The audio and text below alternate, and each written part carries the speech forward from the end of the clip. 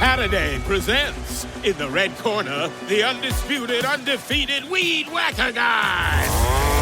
Champion of hurling grass and pollen everywhere. And in the blue corner, the challenger, extra strength Holiday. Eye drops that work all day to prevent the release of histamines that cause itchy allergy eyes. And the winner by knockout is Holiday. Holiday, bring it on. Adobe Acrobat Studio, so brand new. Show me all the things PDFs can do. Do your work with ease and speed. PDF Spaces is all you need. Do hours of research in an instant with key insights from an AI assistant. Pick a template with a click. Now your prezzo looks super slick. Close that deal? Yeah, you won. Do that, doing that, did that, done. Now you can do that with Acrobat. Now you can do that with the all-new Acrobat. It's time to do your best work with the all-new Adobe Acrobat Studio. The Stone Zone, entertaining and informative on the Red Apple Podcast Network. Welcome into the Stone Zone. Shocking news that Turning Point USA founder Charlie Kirk, a good friend of mine, I have appeared at virtually every one of his national conferences as a speaker, was shot in the neck while appearing at the campus of the University of Utah, and it was, as of this time, in critical condition as a leftist assassination named Zinn targeted the influential student leader. We're told that the attempted assassin is in custody. The display was caught on video, which is very rapidly going viral on social media. It is horrific to watch. It is as awful as this video a day before yesterday of an assailant killing a Ukrainian woman on a subway car in North Carolina. This is very, very typical. Currently, as of this time, Kirk is hospitalized and his current condition is unknown.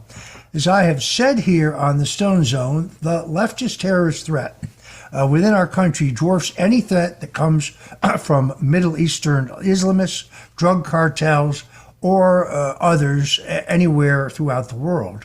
I have been plagued, my family and I, with death threats, with violence, with attacks in public places now for over 4 years.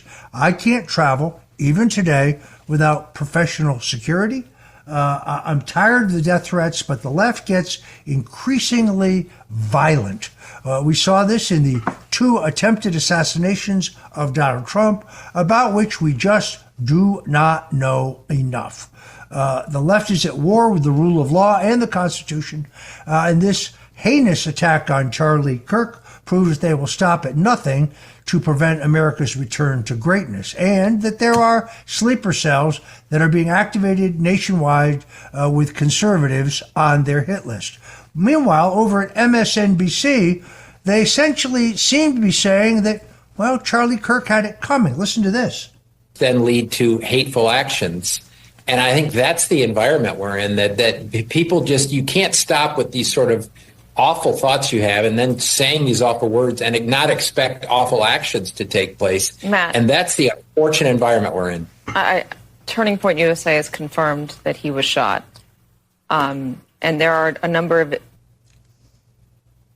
I mean, this is really extraordinary, where expression of your political views, support for the U.S. Constitution, support for free enterprise, support for free speech, they consider this as endangering yourself if you speak up for these things. MSNBC is the bottom of the barrel. I don't get my news from MSNBC for the same reason I don't drink out of the toilet.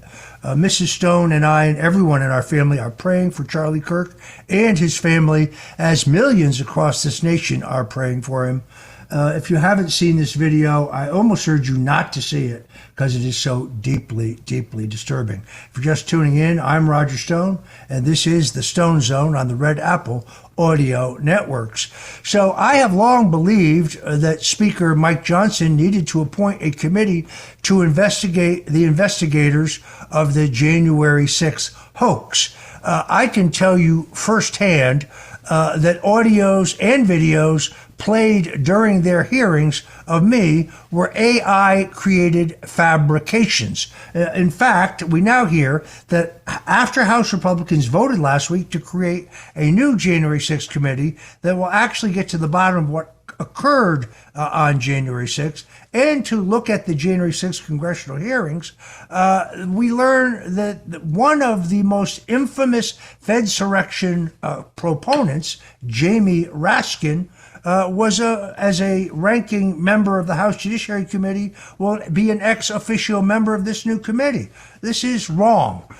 Jamie Raskin said the day before the January 6 hearings that he would produce proof that I was involved in some illegal activity on January 6th. Let me make this abundantly clear.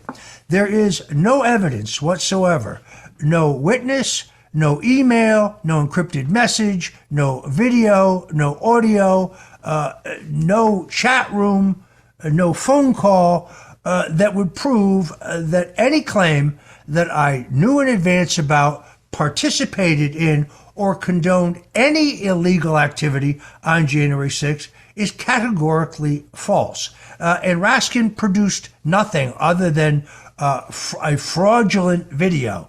Now, they also destroyed an extraordinary amount of information. So Raskin specifically fabricated and destroyed January 6th evidence when he was leading the witch hunt during the Biden days. He claimed that the January 6th committee hearings would prove my involvement, as I say, to helping foment the supposed insurrection. But then, once again, he produced nothing of the kind. The video produced by Raskin and his Democrat co-conspirators was an AI-generated fraud meant to dupe the public and to spur prosecution against President Trump based on this falsehood. And the new January 6th committee does not investigate Representative Raskin himself, they'll be doing a major disservice to the American people. But the other Democrats appointed to this committee are equally shocking. Eric Swalwell, just to remind you, Eric Swalwell started penetrating a red Chinese spy who then penetrated his office. That is not conjecture. That is a fact. Yet the Speaker, Nancy Pelosi, allowed Eric Swalwell to continue as a member of the House Foreign Affairs Committee and the House Intelligence Committee, where he continued to have access to classified information. And he's paid no price for the fact that while he was accusing people like me and, say, General Michael Flynn, Paul Manafort, President Trump, of colluding with the Russians, that he was colluding with a communist Chinese spy.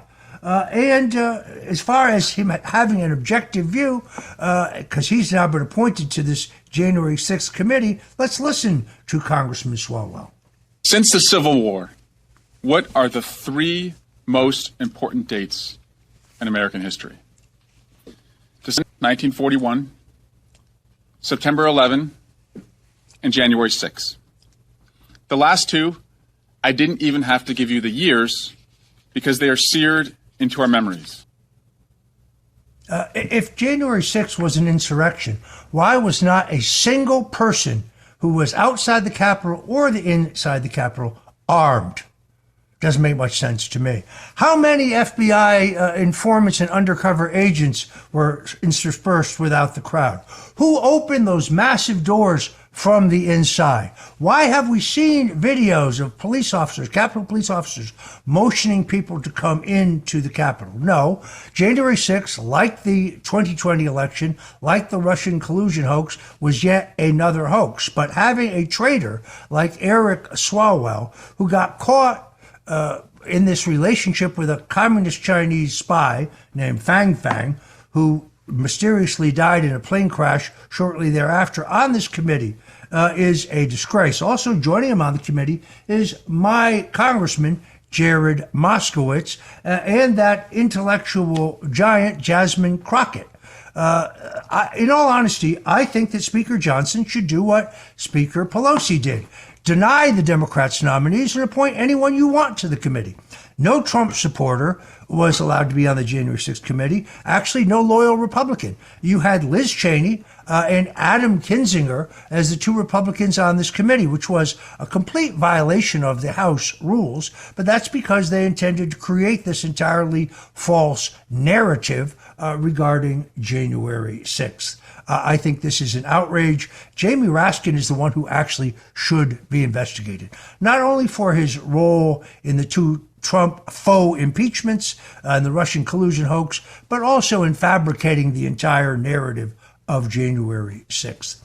Meanwhile, Ryan Routh, the man who was accused of trying to assassinate President Donald Trump, was denied bail after a deranged letter to the judge surfaced arguing that he should be released. While that's good news, what is troubling to me is that Ryan Routh, who is the man who tried to kill then presidential candidate Donald Trump on a Mar-a-Lago golf course, only faces 20 years in prison after that infraction.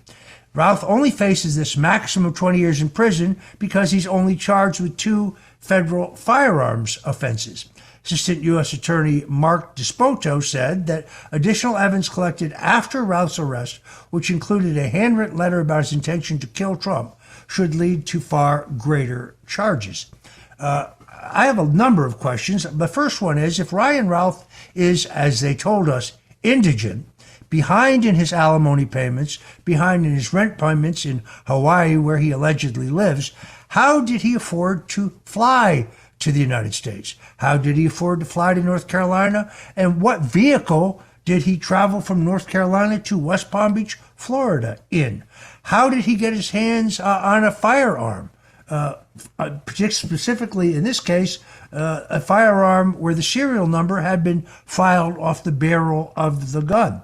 How is it that Ryan Routh pops up and can be seen in videos in all these European capitals, including being seen in Maidan Square in Ukraine? These are questions that I find extraordinarily troubling, but we seem to have no answers. This attack on Charlie Kirk today is part of this same ongoing spasm of violence on the American left. Routh wrote specifically, "This was an assassination attempt on Donald Trump, but I failed you. I tried my best, and I gave it all the gumption I could muster. It is now up to you to finish the job, and I will offer $150,000 to whoever can complete the job." Now, a grand jury should be in the works to add a charge of attempted murder, specifically attempted murder of a presidential candidate. There is a law against that, passed in 1968 after the murder of Senator Robert F. Kennedy of New York. This should put Routh in prison for the rest of his life. Anything other than life imprisonment or capital punishment will be unfit for Routh, as these leftist terrorists need to be put to justice in order to restore the rule of law in the United States of America. Meanwhile, as I predicted right here in the Stone Zone, a federal judge has blocked the firing of Federal Reserve Governor Lisa Cook by President Donald Trump. And it turns out the federal judge just happens to be a sorority sister of Cook.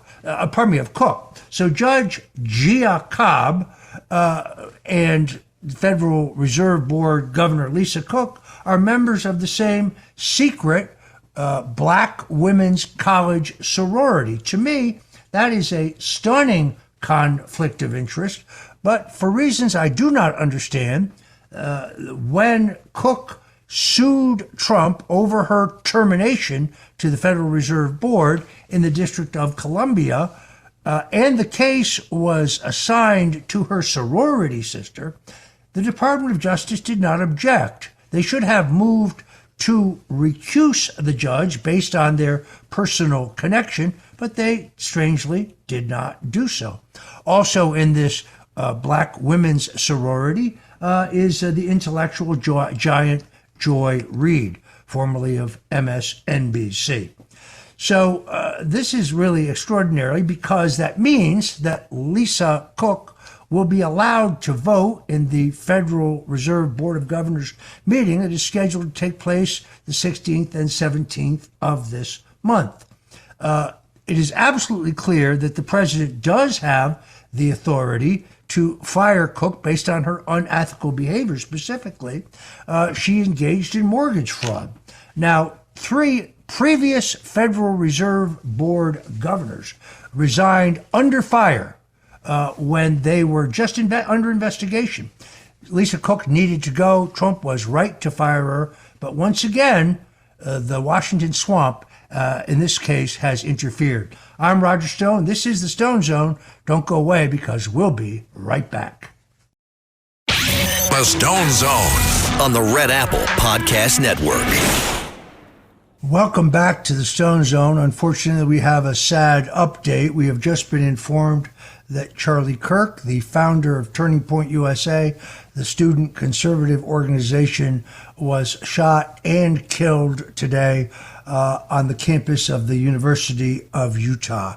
This is a very sad day indeed for the entire country, a very sad day for the MAGA movement, a very sad day for everybody who knew and loved Charlie Kirk, as I did. Mrs. Stone and I are very distraught about this. I consider Charlie Kirk a friend. He was a staunch advocate for my pardon when the deep state sought to destroy me. He is a person who has changed the course of history, raising millions of dollars to educate young people about the virtues of capitalism and free enterprise and free speech. This is part of a spasm of violence. We saw it previously in Butler, Pennsylvania. We saw it in I'm sorry, but this is emotionally very difficult for me. We saw it in the golf course in West Palm Beach, Florida. The left is now resorting to violence because they could not get their way at the ballot box and because they could not steal the last election as they stole the 2020 election. As a prominent supporter of President Trump, as a prominent conservative, I can already tell you I'm sick of the death threats. I'm sick of the violence. I'm sick of this entire attitude of the left. And then watching people on MSNBC essentially saying that, well, it's Charlie Kirk's own fault because he spoke up on behalf of the things that he believed in. This is a very, very sad day for America indeed. We're waiting for a statement from President Trump. Charlie Kirk will go down in history as someone who changed the direction of the country. Turning Point USA played a key role in President Trump's historic comeback, the greatest comeback in American political history. It is a very sad day, and I think all Americans, certainly all supporters of President Trump and our country, join me in praying for Charlie Kirk and his family. You're listening to the Stone Zone here on the Red Apple Audio Networks, and we'll be right back. The Stone Zone on the Red Apple Podcast Network. Welcome back to the Stone Zone. Once again, the sad news that the founder of Turning Point USA, the country's leading student conservative organization, Charlie Kirk, was tragically shot and killed today while speaking in an open forum in the University of Utah. I got a text message literally seconds after it happened because one of my friends was in the crowd. They were actually in the front row. They accurately told me that they did not see how Charlie could survive. He was immediately rushed to the hospital, and as we learned minutes ago, he has passed. This is part of the continuing spasm of violence that we've seen across the country. It first manifested itself on January 6th when they used flashbangs, when peaceful protesters were assaulted, when we saw the overreach of the Department of Homeland Security and the FBI. This is a continuation of that same use of violence by those on the left. This is a very difficult time because Charlie was a very good friend of mine. In the meantime, let's move into the news. FDA Commissioner Marty Marquet has made a statement this week that is sure to enrage big pharma-owned vaccination maximalists, saying that there is no logical reason for children to receive the hepatitis B vaccination. Dr. Markari said, I personally don't believe that evidence is solid to say that the hepatitis B shot needs to be given at birth. It's totally different than polio and measles and some of these other shots that are tried and true and have been around for a long time and which we do indeed recommend. A CDC vaccination advisory panel is scheduled to convene soon where they will decide where and when vaccination should be administered, and specifically where vaccinations should be administered to children and those who require it at birth. We await that decision. We all know the real reason to insist upon these is because these big pharma vaccination companies are epically greedy. The only reason that you would administer a hepatitis B vaccination for a disease that can only be gotten through either sex or intravenous drug use to an infant is because you're interested in making money. This is about bolstering the profits of greedy, unethical, and evil pharmaceutical corporations. This is allegedly already caused spikes in the autism rates and other diseases for children, a scandal which has been covered up for decades. RFK has told us, and we now definitively know, that all of the federal housing officials have known for some time that autism was not that the autism was caused by vaccinations, yet they hid this information from the American people. Robert F. Kennedy finds himself under assault from those Democrats in the Senate who have literally taken millions of dollars from big pharma. So the next time you see Senator Elizabeth Warren of Massachusetts questioning Robert Kennedy's bona fides when it comes to health matters, remember she took $1,224,145 for her campaign.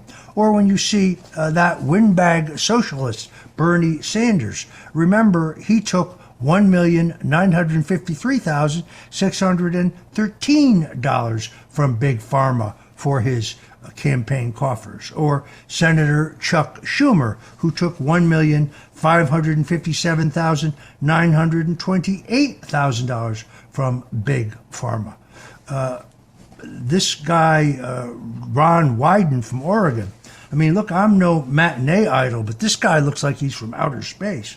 But when you see him clashing with Kennedy, $1,207,873 from big pharma. This is going to play out in the next several weeks.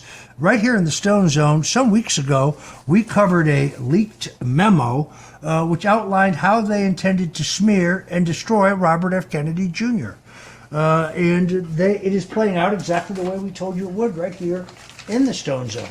The fact is that whether it is banning dyes and certain other toxic contents from our food, or whether it is questioning the safety of, say, mercury in our vaccinations, Kennedy is cutting into their profit margins, and you have to wonder how the wealthiest country in the world has these spikes in child diseases, chronic child diseases, the spike in autism, the spike in cancers now among those in their 20s and 30s. How can the wealthiest country in the world be the unhealthiest country in the world?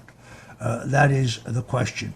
Watch this very carefully, folks, because there's going to be an epic effort to smear Robert F. Kennedy Jr. I like watching him in these Senate and House hearings because he's extraordinarily combative. He can always defend his position on the basis of studies and actual science. Those who claim, like Dr. Anthony Fauci, saw a great video yesterday of Fauci on the subject of whether masks were appropriate during the COVID-19 vaccination pandemic. those who keep wrapping themselves in science, in fact, are not backed up by the science at all. That's the sad truth. The shocking situation in North Carolina, where Irina Zerzutka, the Iranian refugee butchered to death in the Charlotte subway by a severely mentally ill and dangerous career felon, was killed due to DEI policies. Zerutska's killer, DeCarlos Brown, was released on the streets by a magistrate judge named Teresa Stokes, a Kamala Harris donor, who was nominated to the bench despite the fact that she had no law degree. She wasn't even a lawyer. Stokes was not elected, but rather appointed to the position of county clerk by the county clerk, Elisa Chingari. Stokes' profession was a DEI consultant and racial equity organizer, according to her professional LinkedIn profile. It's very clear that her primary issue was extracting reparation payments from white people. In other words, racial disharmony and hatred. How did Chingari become a clerk with the power to nominate this judge, Carla Archie, a close ally to former Attorney General Eric Holder, who once was named DEI Champion of the Year? It was the DEI industrial complex, as I call them, that produced the conditions that resulted in the brutal murder of this poor woman. This system that promotes based on racial quotas and not merit puts all of us in danger. This is why we're increasingly seeing the rule of law being replaced, as we saw today, the University of Utah, the rule of the jungle. DEI hires in the justice system are not concerned with phantoms based on their own inferiority complex, not interested in enforcing the Constitution and the rule of law. We need to rid the entire system of this DEI cancer, or many other innocent young women will be killed by violent thugs. Meanwhile, the Republican leadership has blocked an amendment to the National Defense Authorization Act that would stop the spigot of federal funding that goes into foreign countries to keep the endless war efforts going perpetually.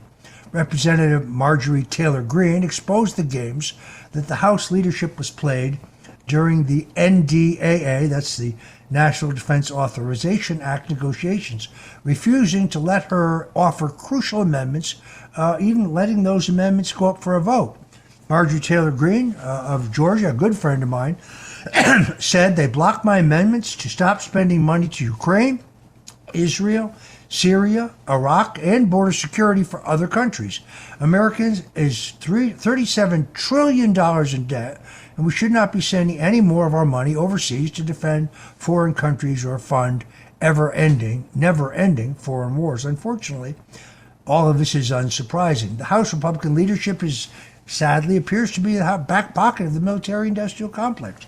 Why Speaker Johnson would allow Eric Swalwell, who was involved with the Chinese Communist spy, or Jasmine Crockett, who I think is virtually brain dead, or Jared Moskowitz, my congressman, all of whom have claimed that January 6th was an insurrection, to investigate their own colleagues who were involved in the cover-up and destruction of evidence regarding January 6th is beyond me. Speaker Johnson should do exactly what Speaker Pelosi did. Refuse the nominees of the Republican leadership and appoint your own committee. Try to find Democrats who are centrists and not running dog lackeys for the Hakeem Jeffries wing of the party. The problem is the words moderate Democrat are virtually an oxymoron. There are no moderate Democrats. The great divide in their party is between progressives and progressives on the take from corporate America. There is no such thing as a conservative Democrat. There are among the voters, but certainly not among the Congress. The House Republican leadership needs to stand up and grow a set. They continue to do the bidding of the entrenched Pentagon bureaucracy and the powerful defense contractors, spending billions to lobby and campaign. They line their pockets with special interest contributions in this endless game of just getting reelected. More Americans will be put in harm's way, and America's long-term economic stability will be sacrificed as a result if the Republican Party once again fails to conserve anything except big profits for moneyed special interests.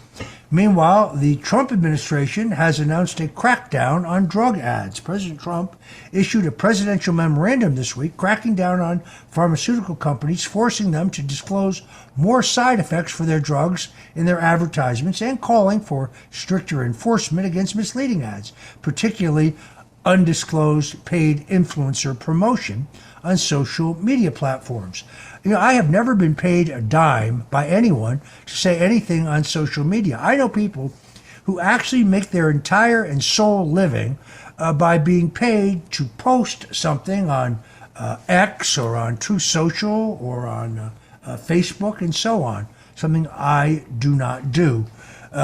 People make this their entire living. Well, if you are putting out the propaganda of Big Pharma, then under this law, you would be required to disclose that in your tweet or your post. I think this is sound public policy, although, like Robert F. Kennedy Jr., I would like to see us ban big drug advertising as we do alcohol, as we do cigarettes on television, on radio, on cable, and so on. The FDA is sending approximately 100 enforcement action letters today and thousands of letters of warnings to those in the pharmaceutical industry, including online pharmacies, who have increasingly been promoting drugs with no mention of the side effects at all. The United States, aside from New Zealand, is the only country on earth that actually allows pharmaceutical companies to advertise directly to consumers. Drug companies spent an astronomical $10.8 billion on these advertisements through 2024. As these products are increasingly prescribed with doctors who are also receiving payouts and gifts from Big Pharma, it does not seem to me like the American public is getting any healthier. In fact, the exact inverse seems to be occurring. HHS Secretary Robert Kennedy said that this would be a priority to ban these ads entirely before he was appointed, but this Trump administration crackdown, well, in my opinion, it is a very good start. Meanwhile, President Donald Trump is considering massive 100% tariffs on China and in India in order to put maximum pressure on Russian President Vladimir Putin in an attempt to end the Russian war against Ukraine, with the only caveat being that the European Union must join the U.S. So with this move, President Trump is effectively telling the EU to put up or shut up, as they've talked tough but ultimately rely on the United States to write the big checks to continue to conduct the war in Ukraine, and they lean on the United States to resolve the conflict, as many EU member states rely on Russia for their energy needs. So our European allies seek to have it both ways. Today's Russia-Poland drone incident, which you may have seen or heard about, only further complicates matters. Last week, China and Russia did a revolting display on the world stage where they displayed unity, and they announced an agreement on Power of Siberia 2, a large energy pipeline that's been previously delayed by Beijing for years. China and Russia will be posing an increasingly greater threat to U.S. global dominance in the upcoming years, and President Trump has to clean up the mess before that was caused by the failed Biden administration. He will have to drag the pathetic and hypocritical bureaucrats running the EU, kicking and screaming towards compliance, to present a united front against the China-Russia alliance. I'm Roger Stone. You're listening to the Stone Zone, and don't go away because we'll be right back. The Stone Zone on the Red Apple Podcast Network. Welcome back in the Stone Zone. Once again, the sad news that Charlie Kirk, the founder of the influential student conservative organization Turning Point USA, was shot and killed today on the University of Utah campus while giving a speech in an outdoor event attended by thousands of people. In honor of my friend Charlie Kirk, I'm reminded of these words by President Theodore Roosevelt. It is not the critic who counts, not the man who points out how the strong man stumbles or where the doer of deeds could have done them better. The credit belongs to the man who's actually in the arena, whose face is marred by dust and sweat and blood, who strives valiantly, who errs, comes up short again and again.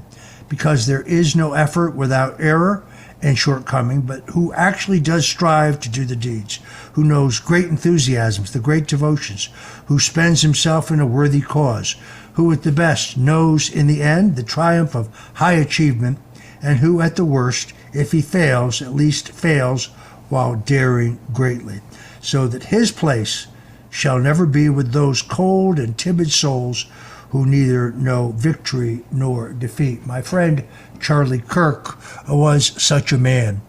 He entered the arena and he changed the course of history. He raised millions of dollars to try to educate America's young people about the virtues of capitalism, free speech, free enterprise. He played a major role in President Trump's phenomenal political comeback. And therefore, I call on all Americans, all of those who cherish freedom, all of those who cherish our Constitution, to join me and Mrs. Stone in praying for Charlie Kirk and for his family. This is a horrific event in American politics. This is part of the same spasm of violence. President Trump has announced in a statement, the great and even legendary Charlie Kirk is dead. No one understood or had the heart of the young people in America better than Charlie. He was loved and admired by all, especially by me. And now he's no longer with us. Melania and I send our sympathies. They go out to his beautiful wife, Erica, and his family.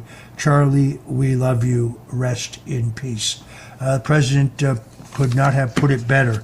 Charlie Kirk is a man who changed the course of history, and he will go down in history for that, but also the crucial role that he played in the last election, which turns around the entire ship of state of this nation, the most consequential election in our lifetime. I dare say Charlie Kirk's PAC, his political action committee affiliated with Turning Point USA, played a crucial role in every one of these swing states. Every swing state won in the final analysis by President Donald Trump. Also played a key role in the fact that Donald Trump is the first Republican candidate for president in modern times to carry the popular vote. So Charlie Kirk is a man who got in the arena, a man who made the difference, and the world is a darker place now without him and his leadership for America's young people. I cannot even imagine the horrific pain of his wife and family at this moment, but he will be remembered as a man who made an enormous difference.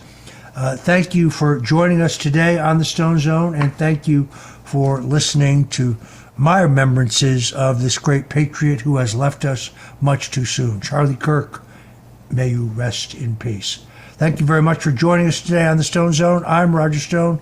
God bless you, my friends, and Godspeed. Thanks for listening to The Stone Zone with Roger Stone. You can hear The Stone Zone with Roger Stone weeknights at 8 on 77 WABC. If you like the podcast, share it with your friends and listen anytime at WABCRadio.com and download the WABC Radio app. Hit that subscribe button on all major podcast platforms. Plus, follow WABC on social on Instagram, TikTok, Facebook, and X. See you next time for a new episode, so you never have to wonder, what the heck is going on here?